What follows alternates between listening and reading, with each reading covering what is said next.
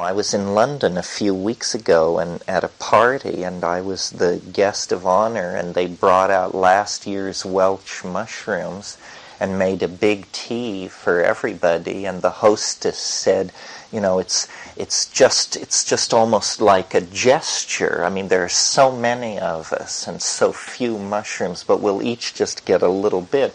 Well, so I was first out of the chute, and you know, I was I don't know whether it all pooled on the top in one place or what was going on, but you know, I just sat down on the ground, and this guy who said, some person of great reputation who said he'd wanted to meet me for years and years, was sitting in front of me trying to get to know me. And finally he said, "You're flaming, aren't you?" And I said, "Yes, I can't carry on this conversation. I just have to hold on to the grass."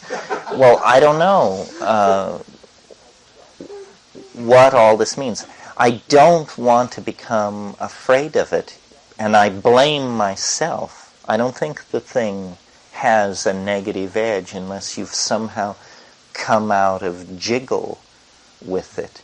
And I don't know whether that means, you know, what does it mean if it becomes harder and harder to take these things? Does it mean you're getting out of balance?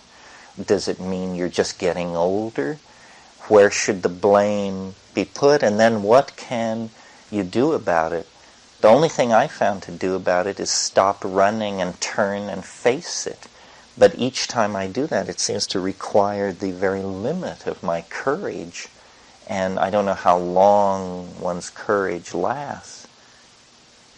Maybe it's not a bad thing. I mean, after all, people who climb mountains, like Mount Everest, they don't do it till their dying day.